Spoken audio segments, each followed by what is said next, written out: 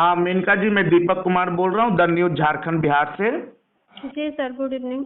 हाँ नमस्कार। बीपीएससी 65 में अंतिम रूप से सफलता प्राप्त करने के लिए आपको मेरे तरफ से, मेरे चैनल की तरफ से बहुत बहुत शुभकामनाएं। Thank you sir. Menaka ji, मैं आपसे जानना चाहूंगा कि आपको कौन सा पद मिला है, किस पद के लिए आप चयनित हुई हैं? मेरा चयन अवर निर्वाचन पदाधिकारी के पद पर हुआ है। आपका रैंक कितना है? 310। मेनका जी, आप अपनी पारिवारिक पृष्ठभूमि के बारे में कुछ बताइए और आपका गृह जिला कहाँ है, कौन से गांव से आप बिलोंग करती हैं? मेरा गृह जिला भोजपुर डिस्ट्रिक्ट में हुआ, बरनाव पंचायत के अंतर्गत है। बरनाव के उत्तरवारी मठिया गांव का नाम है। अच्छा। मेरी पारिवारिक पृष्ठभूमि सामान्य ही है, माँ टीचिंग से जुड़ी हुई है और पिता अधिवक्ता है।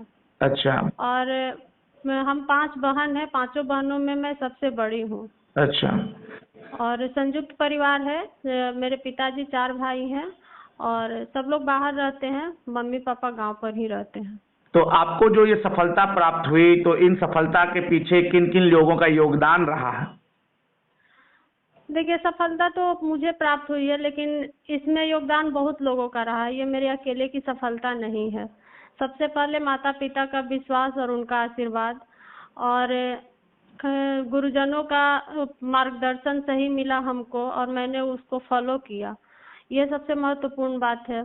और गुरुजनों में भी 2 तरह के गुरुजन है। एक तो जो कोचिंग से मेरे जुड़े हुए हैं और एक जो मेरे एकेडमिक गुरु रहे हैं, जो मैंने कॉलेज और यूनिवर्सिटी के स्तर पर जहाँ से शिक्षा प्राप्त किया, वो मेरे गुरुजन रहे हैं।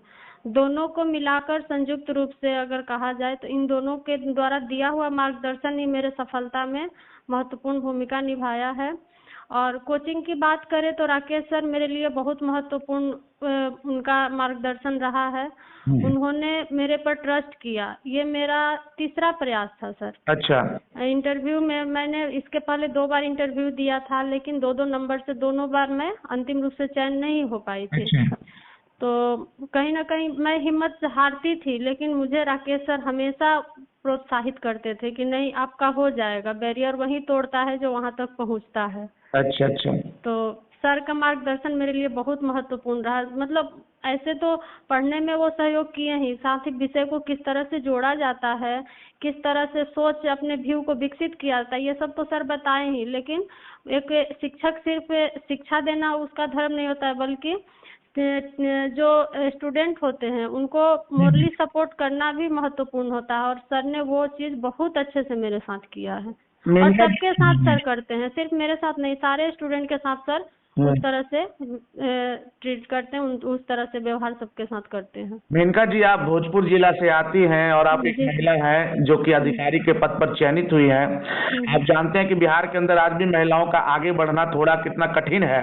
तो आप ये बताइए कि आपने तैयारी कैसे की सिविल सेवा की, क्या स्ट्रैटेजी रही आपके पढ़ने की, ताकि आगे लोगों को, जो अभ्यर्थी, उनको फायदा मिले इससे?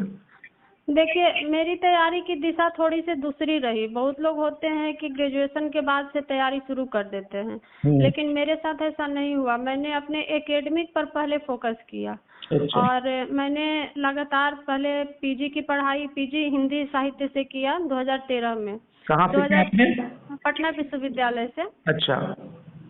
2013 के बाद मैंने नेट की परीक्षा क्वालिफाई की 2013 में ही। उसके बाद मैंने पीएचडी में नामांकन लिया पटना विश्वविद्यालय में ही। अच्छा। पीएचडी के दौरान मेरे मन में आया कि मुझे सिविल सेवा की तरफ बढ़ना चाहिए। तब मैंने इसकी तैयारी शुरू की।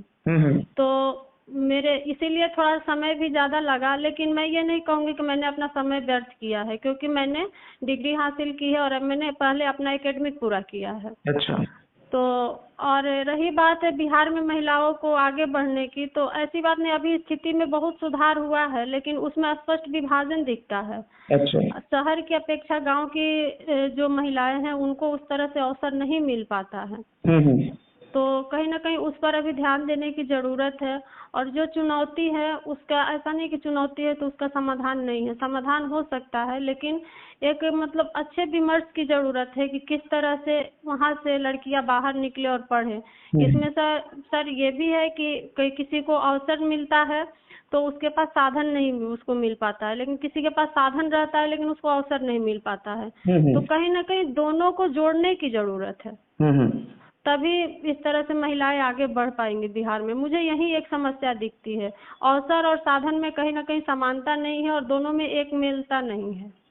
छात्रों को आप क्या संदेश देना चाहेंगे, जो छात्र भविष्य में अपने आप को एज ए सिविल सर्वेंट देखना चाहते हैं, और एक महिला अधिकारी होने के नाते आपका क्या संदेश रहेगा विशेष रूप से? छात्रों के लिए मेरा संदेश यही रहेगा कि कभी धैर्य नहीं खोना चाहिए, और सबसे एक मैंने अपने जीवन में जो जिस लाइन को बहुत फॉलो किया है कि मन के हारे हार है, मन के जीते जीत। कोई भी हार और जीत पहले मन के स्तर पर होता है, तभी वो वास्तविक जीवन में हो पाता है। तो इसीलिए अपना धैर्य नहीं खोना चाहिए और ईमानदारी से निरंतर प्रयास करते रहना चाहिए, और खुद पर आत्मविश्वास, निरंतरता और संयम और धैर्य, ये सफलता के मेरे नज़र में मूल मंत्र है। इसको विद्यार्थी को कभी नहीं खोना चाहिए और इसको मूल मंत्र लेकर आगे तैयारी जारी रखनी चाहिए जब तक कि हम सफल ना हो जाए। मेनका जी, एक बार पुनः मैं दीपक कुमार, द न्यूज़ झारखंड बिहार से आपसे बातचीत कर रहा हूं। आपको फिर से आपकी सफलता के लिए बहुत बहुत शुभकामनाएं देता हूं। आप एक बेहतर अधिकारी बन करके राज्य की सेवा करें, लोगों की सेवा करें और नया मार्ग हमेशा लोगों को दिखाते रहें। बहुत बहुत धन्यवाद। आपसे बात करके काफी अच्छा लगा और काफी कुछ जानने के लिए भी मिला। बहुत बहुत धन्यवाद सर। धन्यवाद।